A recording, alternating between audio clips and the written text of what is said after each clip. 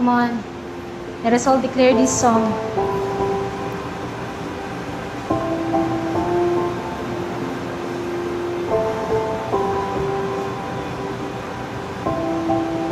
Our Father everlasting, the all-creating one, God Almighty,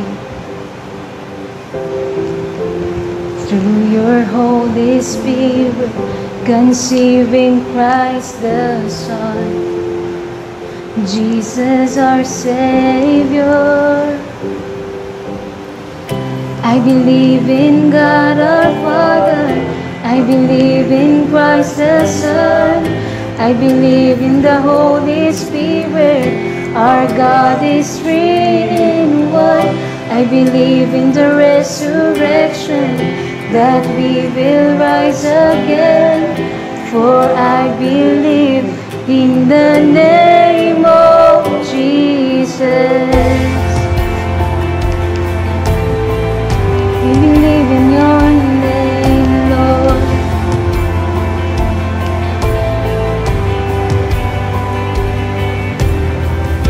Our judge and our defender, suffered and crucified. Forgiveness is in you.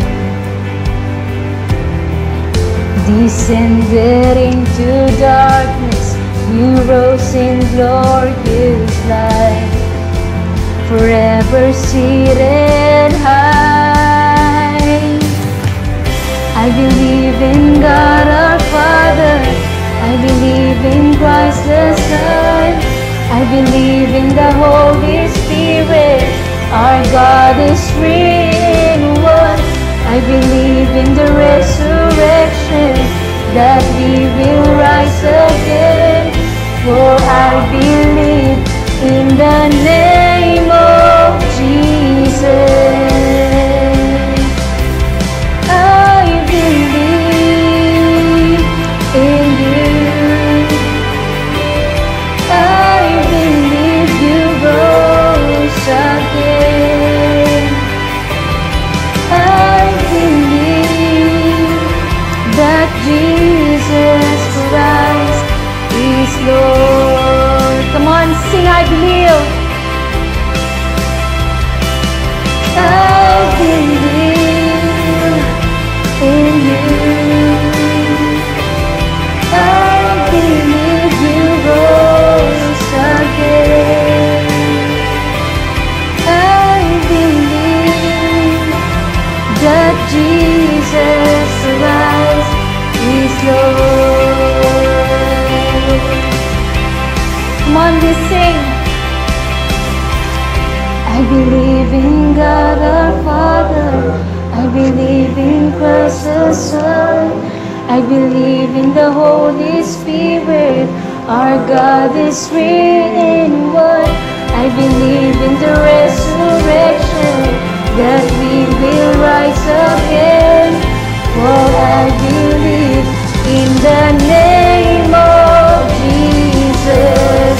I believe in God our Father, I believe in Christ the Son, I believe in the Holy Spirit, our God is three in one.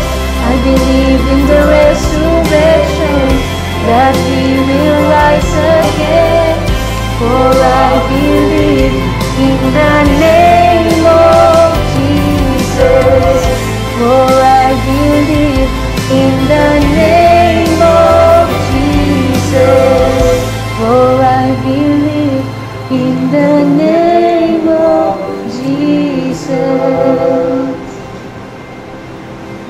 Yes, Lord, we believe in you. We believe in your resurrection power, O God.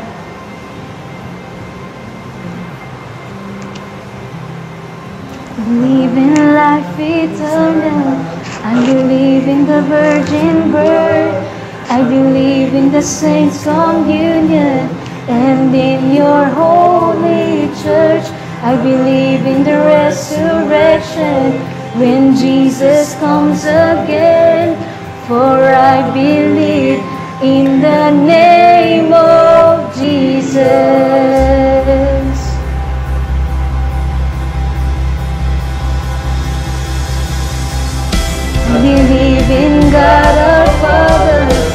believe in Christ the Son. I believe in the Holy Spirit. Our God is real, Lord. I believe in the resurrection, that we will rise again. For I believe in the name of Jesus. I believe in God our Father. I believe in Christ the Son. I believe in the Holy Spirit. Our God is real. I believe in the resurrection, that we will rise again. For I believe in the name of Jesus. For I believe in the name of Jesus.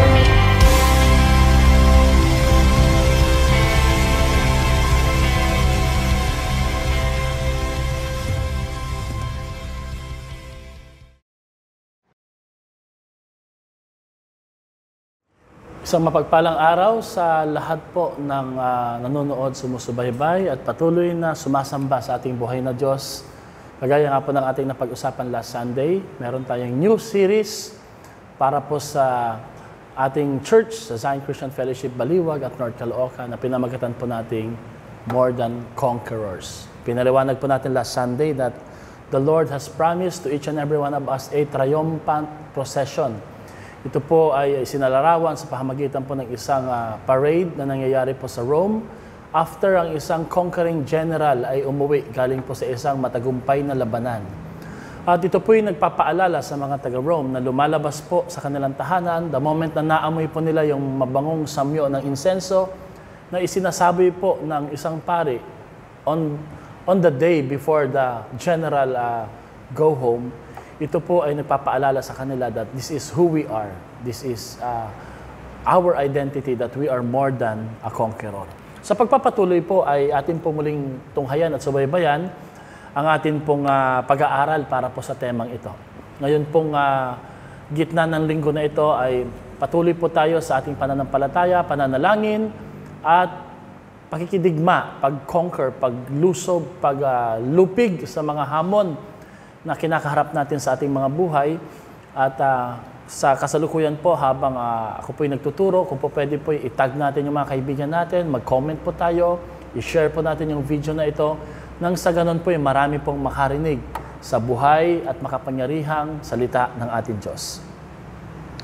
Sa Hebrews chapter 11 verses 1 hanggang 2 and then verse 6, ganito pong sinasabi ng salita ng Panginoon. Now, faith is the confidence in what we hope for, the assurance about what we do not see. This is what the ancients were commended for. Verse 6, and without faith, it is impossible to please God, because anyone who comes to Him must believe that He exists and that He rewards those who earnestly seek Him. Pinagpala ng Diyos ang pagkabasa ng Kanyang salita. Ayon po sa talatang ito po ay nagbigay ng pakahulugan kung ano nga po ba talaga ang tunay na kahulugan ng pananampalataya. Marami tayong maririnig, marami tayong mababasa, makikita, that seemingly people possesses faith, but the question is, what kind of faith do they possess? I hope that they and we possess the right kind of faith. Ang right kind of faith ay dinipain po dito sa Hebrews chapter 11. By the way, Hebrews chapter 11 is all about the Hall of Faith. Kung merong Hall of Fame sa Hollywood, sa Bible merong Hall of Faith. People who have gone before us na nanampalataya, nagpatuloy, inusig, pero nagtagumpay at dinaig nila yung mga hamon sa buhay. At dito po lumabas ang pakahulugan po kung ano nga po talaga ang ibig sabihin ng salitang pananampalataya. Faith, according to the writer of Hebrews, is the assurance of the things hoped for. Ito na po yung katiyakan ng ating mga inaasahan. Hindi ho tayo umaasa na walang katiyakan. Sa Diyos, laging may katiyakan, sapagkat siya ay Diyos ng katiyakan. And then it is also the evidence of the things not yet seen. So medyo paradox po, no? May katiyakan sa mga bagay na hindi pa natin nakikita. Sapagkat yun daw pong mga bagay na nakita mo at nahawakan mo na, hindi na po pananampalataya yon. It's no longer faith, it is rather logic or common sense. Nakita mo na eh. Pero yung mga matitindit malalaking bagay, most of them, ito yung mga bagay na hindi pa dumarating, paparating pa lang, hindi mo pa nakikita, but you don't need to see them in order to believe, because the Bible says that he who believes in the Lord, although he cannot see, will continue to trust in the Lord. At ang sabi po sa pangatlo, it is the one that pleases God, and the right kind of faith will be rewarded by the Lord. So I wonder, ano kayang klaseng faith ang tinutukoy po dito? Alam niyo ba mga kapatid that faith is not enough? Hindi po sapat na may faith lang po tayo eh. Bagamat binanggit ko po kanina that ang faith ay katiyakan, ito yung ating pag-asa, ito raw po yung nagbibigay parangal sa ating Diyos, ito yung ginagantipalaan ng ating Panginoon. But sometimes we wonder, ba't walang nangyayari? Because faith is not enough. Faith needs an attitude. Kailangan po ang ating mga pananampalataya ay samahan at lakipan po natin ng mga tamang pag-uugali. Tamang attitude. Everybody say attitude. Kung titingnan po natin yung next picture, ayaw po ni Lord na meron tayong bad attitude about faith. No? Sino kaya yung artista na yan? No? Parang kilala po natin. No? Ayaw po ni Lord na uma-attitude po tayo sa ating faith. Gusto po ng Panginoon, mag-possess po tayo ng right attitude. Kasi may faith po na faith lang. Pero lagyan po natin ng tamang pag-uugali o attitude. Because attitude will determine your altitude. Attitude will determine your altitude. Ang tamang pag-uugali, ang tamang pagkilos o paggawi ay mag-aangat at magbibigay promotion o blessing sa iyong pananampalataya. Sa madalit sabi po, kung sino ang pinanampalatayahan mo, ano ang pinanampalatayahan mo na ipinangako niya, at paano mo ito pinanampalatayahan na mangyayari, ito ho yung attitude na titutukoy ko po dito. What you believe, who you believe, how you believe it will happen, these are called the right attitudes of faith. No? Ang pamagat po ng ating pag-uusapan ngayong araw na to is the 3 conquering attitudes of faith. Ang tatlong mananagumpay na pag-uugali o gawi ng isang may taglay na pananampalataya.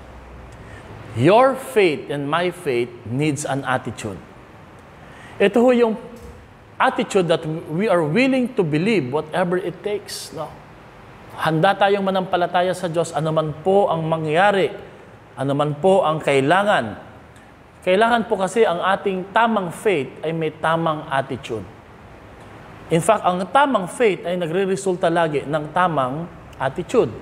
Right belief should result to right behavior. Hindi po pwede po na nandito lang sa isip o sa puso. Kailangan po, hindi lamang po alam ng head at ng heart, hindi lamang po alam dapat ng head at ng heart, alam din dapat at magkapareho ang pagkilos ng hands, ng kamay po natin. Sa Luke chapter 18 verses 1 to 8, mababasa natin dito, as an example, yung tamang attitude sa pananampalataya. This is the story of the parable of the persistent widow. Ang makulit po na babaeng balo. Humihingi siya ng hustisya sa isang judge. Palibhasa yung judge na to, siguro po ay hindi po niya masyadong tinitingnan ang welfare ng mga mahihirap. O possibly, busy lang po talaga siya. Pero dahil sa kakulitan po ng widow na to, that's the attitude, yung kanyang pagiging makulit. Ang sabi po ng judge ay ibibigay ko ang hinihingi niyang hustisya. Ganon din po sa Luke chapter 11 verse 5 to 13, mayroon na pong isang kaibigan na kumatok sa bahay ng kanyang kaibigan. Subalit ang sabi po ng kanyang kaibigan ay, natutulog na kami. Nung unang panahon po, pag natulog po ang mga tao, sabay-sabay po. At para buksan yung tarangkahan, kakailanganin po ang tulong ng iba. Meron ho tayong mga ganyan sa ating mga bahay noon, yung mga sinauna, na malalaki po yung mga kahoy na nakaharang.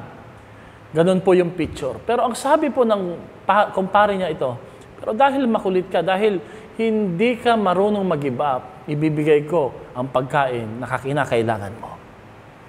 These stories brings lessons about boldness, persistence, confidence that are necessary in our faith and prayers. Importante po na meron po tayong tapang, meron tayong pagtsatsaga at pagpupursige at kumpiyansa na siyang mga kailangan upang magkaroon ng katagumpayan ng ating mga pananalangin. The attitudes of faith that we will about to discuss is all about the attitudes of waiting, warfare, pakikidigma, and working with our leaders or partners. Ito po ay tumutukoy sa tatlong karakter sa Bible, si Joseph, si Caleb, and si Joshua. Unahin natin si Joseph.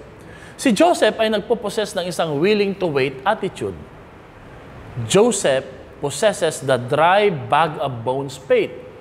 Nung si Jose po ay nagtagumpay, siya po ay tumulong sa Egypt, dumating po yung panahon na siya ay tumanda na, at siya po ay inilibing. Subalit bago po siya mamatay, ay nagbigay po siya ng isang habilin na kung maaari, ang kanyang mga buto'y hukayin ng kanyang pamilya, ng kanyang mga ninuno, ng kanyang mga katribo, at huwag payagan na ito'y manatili sa Ehipto bagkos dalhin nila ito sa kanilang paglalakbay, sapagkat naaalala po ni Joseph na may pinangako ang Panginoon na mas magandang lugar para sa kanila. Through Abraham, ang lupang pangako. Na parang sinasabi ni Joseph, ang kanyang dry bag of bones faith, buto na lang po ito wala nang buhay I am willing to wait for the promise and the answer coming from the Lord. Hindi ko pa man nakikita, hindi ko pa man nararanasan, hindi ko pa man naaapakan o natitikman, handa akong mag-antay at manampalataya, sabagat naniniwala ako, makararating din ako doon. Mga kapatid, do you possess a willing to wait faith attitude? So Genesis chapter 50 verse 24 to 25, then Joseph said to his brothers, I am about to die, but God will surely come to your aid and take you up out of his land to the land he promised on oath to Abraham, Isaac, and Jacob. And Joseph made the Israelites swear an oath and said, God will surely come to your aid, then you must carry my bones up from this place.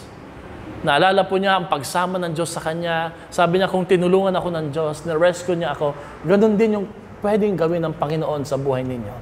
At mangako kayo na hindi niyo iiwanan ang buto ng inyong Lolo Jose. Si Jose po kasi nagsasalita dito. Siguro mga apo niyang kausap dito. No?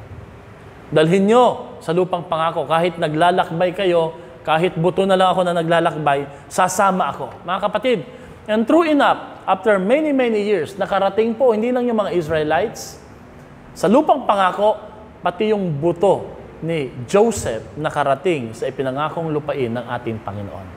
Ano po ang message po dito na itinuturo ni Lord sa atin? If you are on the waiting season, great things can happen to those who are willing to wait. Magaganda, matitindi ang pwedeng mangyari sa mga taong handa at kayang mag-antay sa pangako ng ating Diyos. Parang sinasabi ni Jose, hindi ko man matikman, hindi ko man agad makita, hindi ko man agad maapakan yung lupang pangako, but I'm gonna die trying. I'm gonna die trying. Mamamatay ako pero hindi ako mamamatay na hindi sumubok. At least sinubukan ko at nagtiwala at nagantay ako sa Panginoon, makararating din ako dyan. Parang sinasabi din po niya at nais ko pong ito rin po ang sabihin natin sa ating mga sarili. Because we have this kind of faith, willing to wait, you won't see me from where I've started. I'm gonna move somewhere. Yun. Handa akong maglakbay. Hindi mo ako makikitang nandun pa rin sa pagmumukmok, pagrereklamo, may pagkilos na nangyayari sa kaloob-looban ng buhay ko. Kahit wala pa yung moment, sabi ni Joseph, in my heart, I believe meron ng movement na nangyayari. That is the kind of faith that we need, the kind of attitude in our faith that we must put. Alam niyo po, napakahalaga po talaga no, na hindi lang tayo basta nag-aantay na parang patay oras. Kundi sa puso po natin, alam natin, may pagkilos na po na nangyayari. Kumbaga, ang buto ay nakarating sa lupang pangako. Sabihin mo nga sa katabi mo, makararating ka, maaabutan mo at matitikman mo, mararanasan mo at ipagpapatotoo mo ang pangako ng Diyos sa buhay mo dahil siya'y tapat. Ang buto nga nakarating ikaw pa kaya na buhay. Amen. Joseph knew God is not just the maker of a covenant, but the keeper of the covenant. Ang Diyos ay hindi lamang po gumawa o gumagawa ng pangako eh. Ang Diyos din po kasi ang tumutupad. No? Bakit mahalaga ang bones na to? Because in the Bible, bones are the symbol for legacy and history. Parang sinasabi po ni Joseph, hindi man ako buhay na makarating. Yung buto ko ang magsisilbing paalala sa mga Israelites na to, sa lahi ko, that you should always try. You should always wait sapagkat tsak na darating ito. Don't give up. This is called the principle of cause and effect. Alam niyo po, nung nakarating yung buto ni Jose, Joseph's bones had an impact to the next generation. Joshua 24:32, many years ago na po nangyari. This is the book of Joshua, pinag-uusapan natin. And Joseph's bones, which the Israelites had brought up from the Egypt, were buried at Shechem in the tract of land that Jacob bought for 100 pieces of silver from the sons of Hamor, the father of Shechem. This became the inheritance of Joseph's descendants. Grabe, no? Antindi, mga kapatid, no? As we continue to trust in the Lord, as we wait, mga nanay, mga tatay, mga cell leaders, young professional, single parents, no? Don't give up. Be faithful. Be willing to wait. Why? Because the faith that you are building right now will become the inheritance of your children, of your families, of the future generation sa lahi at sa buhay mo, na patuloy pong alalahanin ang legacy mo, na ikay nagtiwala sa Diyos, nagantay sa pangako ng Panginoon, at ngayon natitikman po nila. Kahit wala na po tayo, wala ka na, pinag-uusapan pa rin yung kwento at patotoo ng iyong katapatan at ng iyong kasigasigan ng pag-aantay sa biyaya ng Panginoon. I have a question. Do you have a willing to wait faith attitude? Meron ka bang pananampalatayang handang mag-antay, handang magtiwala, handang gawing movement ang moment na ibinibigay po sa atin ng ating Diyos? That is a conquering attitude sa ating faith. Number two, the number two kinds of conquering faith attitude is the warfare attitude. And this time, this is Caleb's, the dog's faith attitude. Matindi na, no? Si Joseph po, medyo malumanay lang, mahinahon, nag-aantay-antay lang. Buto lang, di po kumikilos na yung buto eh. Pero dito si Caleb po, mala-aso. At sino dito takot sa aso? Lahat po tayo takot, di po ba? At sino pong hindi matatakot sa aso, no? Bagamat ang mga aso po ay man's best friend, favorite pet. Pero ang aso may attitude po na pag teritoryo nila at gamit nila, hindi mo pwedeng kunin. Hindi mo pwedeng agawin. Bakit? Ipaglalaban po nila ito ng kagatan. Talaga pong kakagatin ka, talaga pong sasakmalin ka nito, no? Bakit? Ganun po ang attitude ng isang aso. Okay? Sabihin mo nga sa katabi mo, Caleb's the dog's faith attitude. Ito ho yung pinakamaganda na pamamaraan. No? Makikita po natin sa larawan kung paano nakidigma si Caleb kasama po ang kanyang leader na si Joshua. Caleb was a faithful assistant to Joshua. In fact, the name Caleb means dog. Aso, man's best friend. Siya po yung willing na nandun lang sa shadow po. Siya po yung shadow po ni Joshua. Siya po yung willing po na mag-assist at faithfully talagang pinaglaban nila yung mga pangako at pangarap ng ating Panginoon. Nung siya po ay 80 years old na, kinausap po niya si Joshua. At alam niyo po, ang mga 80 years old dapat nagpapahinga na eh. Pero alam niyo po, ang sabi po niya, nakikita niyo po ba ang bundok na yon? Dati ko nang hinihingi yun eh. Dati ko nang gustong sakupin yun eh, kaya lang hindi ko nagawa eh. But I ask for permission sa iyo at sa ating Panginoon. Joshua, give me that mountain. Hindi po siya humingi ng paso. Hindi po siya humingi ng kapirasong lupa o barangay eh. Ang hiningi po niya, bundok. Mga kapatid, ang pananampalatayang meron si Caleb ay isang pananampalatayang hindi humihingi ng maliit lang eh. Malaki at handang makipaglaban kagaya ng isang aso. Caleb's faith is an attitude that won't take no for an answer. Don't get me wrong, mga kapatid. Hindi po selfish si Caleb. Kung si Joseph ay willing to wait, there are times in our life that we must be willing to wait. We must be gentle. We must be still and know that He is God. No? Pero may time po na kailangan nakikipaglaban po tayo.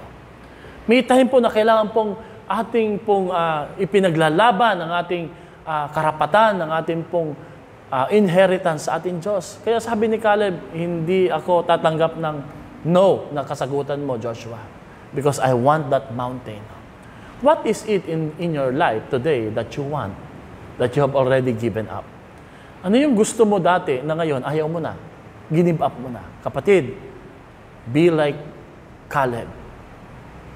Won't take no for an answer. Caleb's dog faith attitude is willing to fight for what God has promised in his life.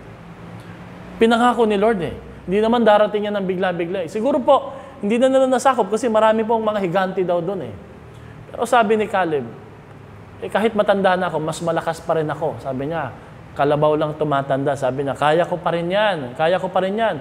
Maraming kalaban dyan, Brad. Sabi ni Joshua, yan yung gusto ko Yan yung gusto ko. Sasakupin ko yan. I am willing to fight for what God has promised in my life. Sa Joshua 14:10-14, now then, just as the Lord promised, He has kept me alive for 45 years since the time He has said this to Moses, while Israel moved about in the wilderness. So here I am today, 85 years old. Grabe no. Kay Moses pa po pala ito na pinangako Hindi na po nawala yung mata at focus po ni Caleb sa bundok na yon. Sabi niya, I am still as strong today as the day Moses sent me out. Bakit po ganun na sinasabi niya? Because strength does not depend on physical Strength depend on the mental, on the willpower. Pag kinaya at inisip ng isip mo na kaya mo, kakayanin I'm just as vigorous to go out to battle now as I was then. Of course, alam natin, noong unang panahon, pag 80 years old ka, possibly po, baka kahit papano, kalahati pa lang po ito, baka 40 years old pa lang po ang equivalent nito sa edad natin Kasi po, iba po yung kanilang, syempre, buhay nung time na yun at lifestyle. Now, give me this hill country that the Lord promised me that day. You yourself heard that the Anakites were there. Ito po yung mga higante. And their cities were large and fortified. But the Lord helping me, I will drive them out just as He said. Kapatid, hindi po siya nag-give up sa pangako ni Lord sa kanya. Please don't give up sa promise ni Lord that your family will be saved, that there is healing, there is prosperity, there is breakthrough, there will be a promotion in the coming days now. There will be a blessing to your ministry. There will be a multitude of disciples who will follow the Lord because of your leadership. Of your campus na makakonquer kay Lord, ang marketplace Don't give up. Alam niyo, pagkapangit na po nangyayari, hindi nagkakatotoo.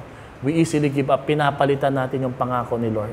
Kapatid, si Caleb, hindi nagbago. Sabihin niyo nga po yun, hindi nagbabago dapat ang pagtingin mo sa pinangako ng Diyos sa buhay mo. Huwag mong palitan. Huwag mong palitan.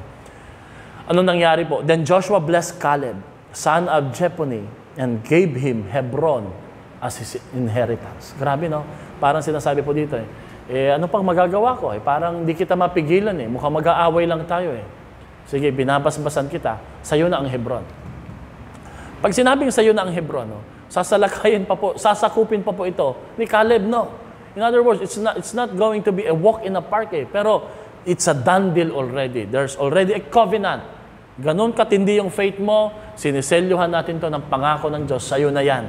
Dapat po ganon po tayo, no? Ganon po tayo. Parang mga aso, naalala niyo po ang illustration ko sa aso. Ang mga aso po, territorial na mga hayop sila Kagaya din po ng mga leon, no? Iniihian nila yung bawat pader o lugar na gusto nilang maging kanila, no? Kaya pag naamoy po yung ihi o panghi, parang ang message po akin yan, amin yan, no? Maganda illustration po dito, ihian mo, no? Ihian natin yung mga teritoryo na ibinibigay ng Diyos sa atin. Of course, hindi literal, no? Baka naman mapagalitan tayo dyan, no? Isprehan mo na ng pangako ni Lord. Akin to, no? Kumbaga, ihian mo na. Hindi po literal yon, syempre, mga kapatid, no? So, Hebron has belonged to Caleb, the son of Jephunneh, the Kenizzite, ever since because he followed the Lord, the God of Israel, wholeheartedly. Mga kapatid, binigay ni Lord. Kapatid, maniwala ka. Yung pangakong ginib up mo, nag-aantay sa iyo yan. They are waiting for you. Kailangan i-revive yung mga files ng promises ni Lord at balikan mo, nakaka-excite po uli yan at tingnan mo, magbabago yung perspective mo yon. Kaya mong mag-aral, kaya mong makapagtapos, kaya mong makapag-take ng exam, kaya mong makapag-develop ng new skills, kaya mong makapag-business, kaya mong makapag-campus, kaya mong makapag-open ng cell. Kaya mo pa yan. Kalabaw lang ang tumatanda. Si Caleb, parang ikaw, kayang-kaya mo yan. Malakas ka pa. Dahil ang Diyos ang nagpapalakas sa'yo. We need also warfare faith o digmaan. Can we say this, mga kapatid? Lord, give me that mountain. Lord, give me that lupa.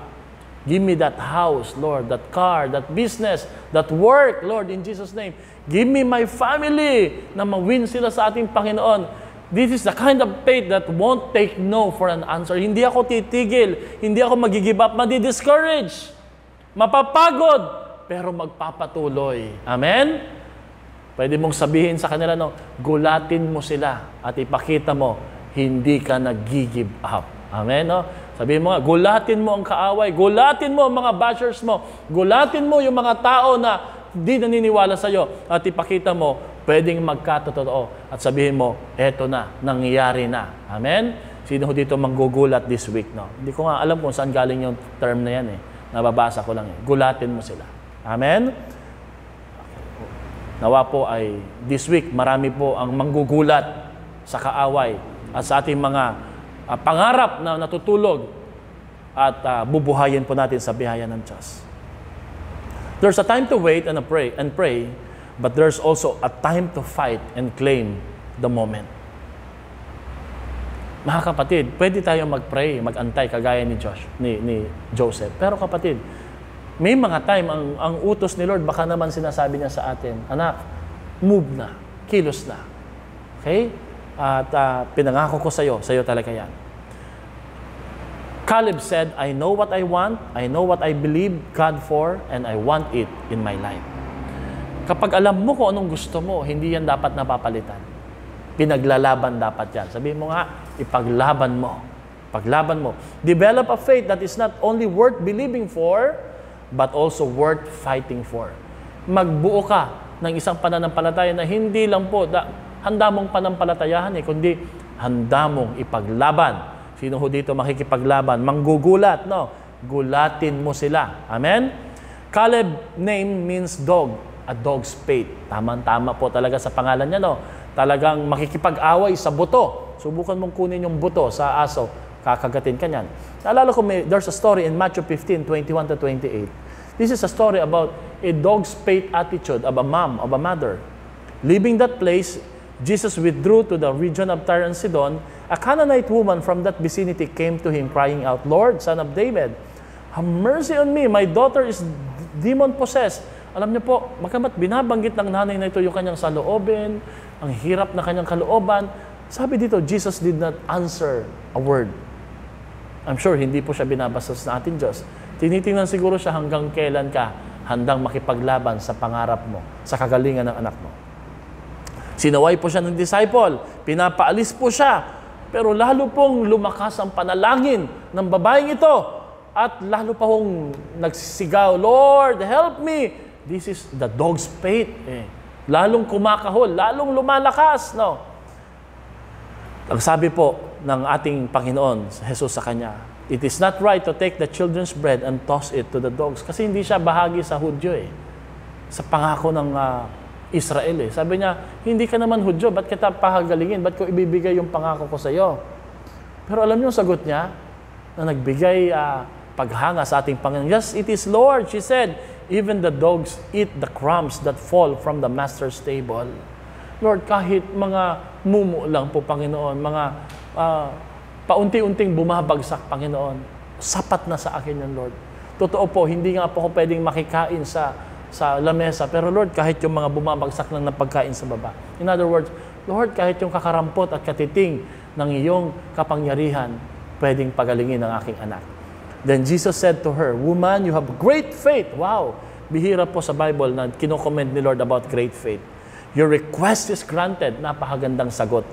And her daughter was healed at that moment. Hallelujah. Kapatid, kapag alam mong tama, ipaglaban mo. Gulatin mo. Not giving up is an attitude. Do you know that? When you don't give up, it's an attitude But at the same time, giving up too early is also an attitude. So you see mga kapatid, pag meron tayong attitude that gives up easily, magiging attitude natin yan lagi, quitter po tayo. Ayaw po ni Lord ng ganon.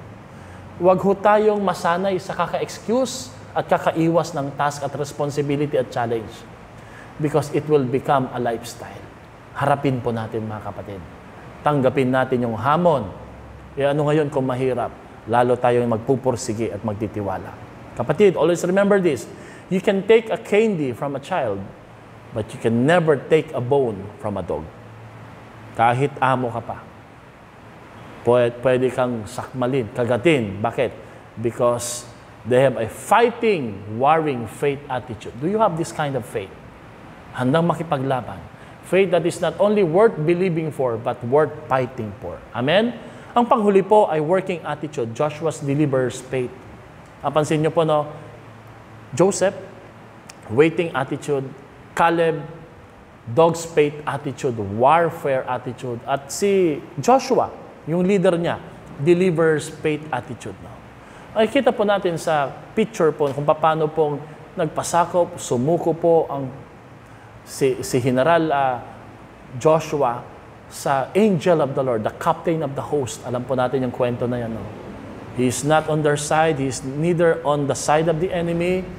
Pero ang tanong niya ay, ikaw ba'y panig sa Diyos? He want to take control, to take charge sa buhay po natin. At binigyan po siya ng pangako ng ating Panginoon na magtatagumpay po siya. At ito po yung dinala niya sa Israel. Pinaikutan po nila ang Jericho, bumagsak ang muog ng Jericho.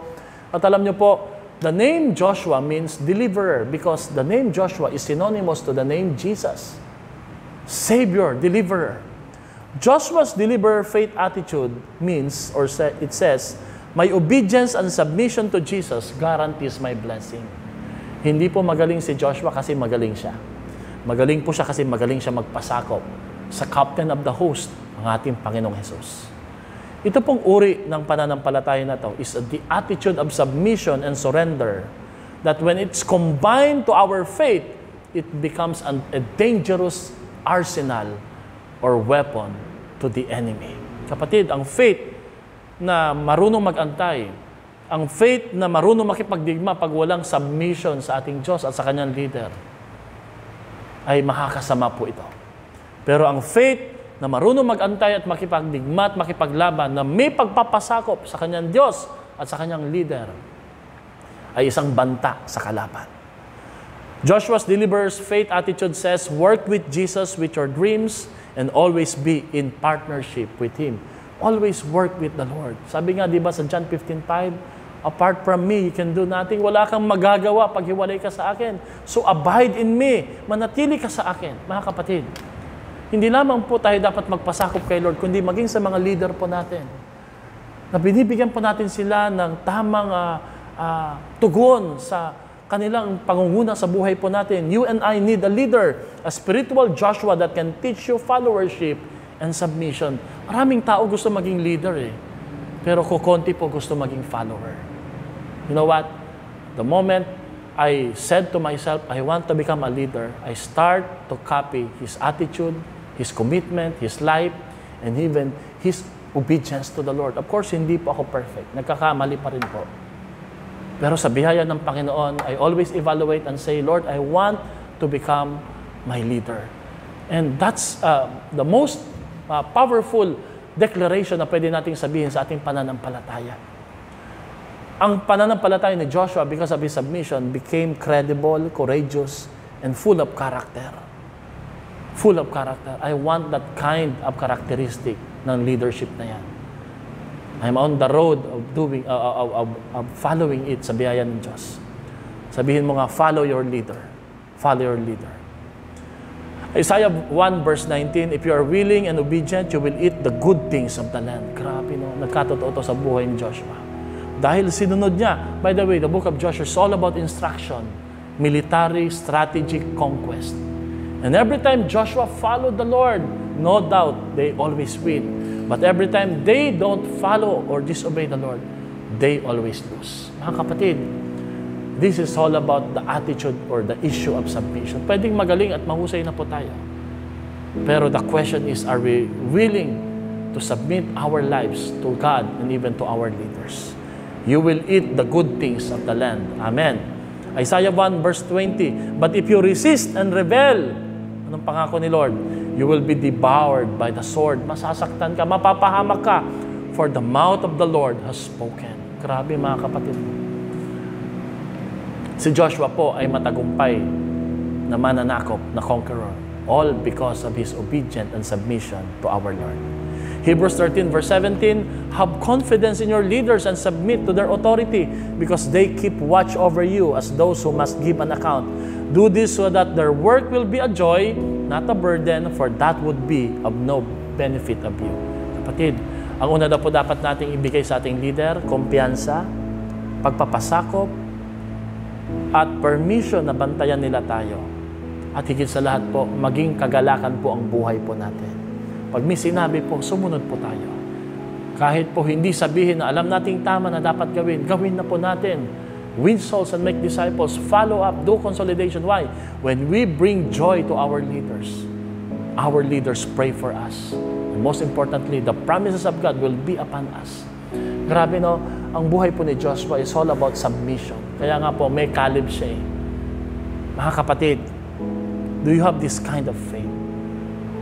A faith that is willing to submit and surrender to God and to our leader. Sa pagtatapos mga kapatid, ito pong attitudes of faith na to is very important to conquer the challenges in life. Because according to James 2:26, as the body without the spirit is dead, so faith without deeds is dead. Pag walang pagkilos o walang tamang ugali, patay po ang ating pananampalataya. So ito yung sekreto ng conquering spirit. Mark 11:24, therefore I tell you, whatever you ask in prayer, believe that you have received it and it will be yours. Ang kinina po natin, ang pangako ni Lord according to this verse. Amen? Fight for it. Be willing to wait for it. But most importantly, be willing to trust God for it. Always be open to your leader. Huwag tayo magkikip ng secret. I-open natin yung buhay po natin sa kanila, maging sa Diyos. Nang sa ganon, matiyak po natin ang gabay, patnubay, at pagpapala ng Panginoon sa ating buhay. Can we just declare this, mga kapatid? I am somebody and I will do something great. I am going somewhere awesome and big in Jesus' name. Yan ang pangako ng Diyos. Nakihihinat na ng buhay mo. If you are willing to wait, willing to warfare, and willing to submit to your leader and even to the Lord. Let us pray. Panginoon, give us these 3 conquering attitudes in our faith. Help us to wait, to trust in you. Help us, O Lord, to move, O God. At higit sa lahat, Lord, help us, Lord, na ipaglaban ang aming mga natanggap na pangako sa inyo. Lord, if you're talking to us right now, help us, Lord, to recover the promises, the salvation of our family, the campuses, Lord, yung mga disciples namin ng lamig, Panginoon. And even, Lord, yung aming pong dream, Lord, to build our team of disciples, Lord. Help us, Lord, to grow, to be an instrument, Lord, to be a channel para mag-grow ang church, to build our church, O God. And help us, Lord, to believe that our family can become a Christian, Lord. Help us, Lord, to believe that greater things are about to come. The best is yet to come sa aming finances, sa aming pong future, sa aming career, and even relationship. Pero sa dulo, Lord, help us, Lord, to submit our lives to you. Panginoon, if we are disconnected to you and our leader, madali po kami silain ng kaaway. Madali kami, Panginoon, matukso at mapapagsak. But if we are willing, Lord, to be open and accountable to someone, we trust. Lord, we believe, Lord, that we are protected because we are under cover because of our submission unto you. Sabi nyo nga po, resist the devil, flee from him. Submit yourself to God. Salamat po, Panginoon. Ngayong linggo na to, inaangkin po namin, manggugulat kami. Maraming magugulat, maging ang kaaway sa gagawin ninyo sa buhay namin. We claim blessings and breakthrough, lalo na po sa aming ministry at family. In Jesus' name we pray. Amen at amen. May the Lord continue to bless you and always remember this. You are more than a conqueror. Keep conquering Sa ating youth service this coming Sunday, keep inviting people, the campuses, and even sa ating worship service, sa Baliwag at sa Zion North, Caloocan, keep serving the Lord and keep honoring Him and always conquer dahil po sa biyaya ng ating Diyos. God bless you.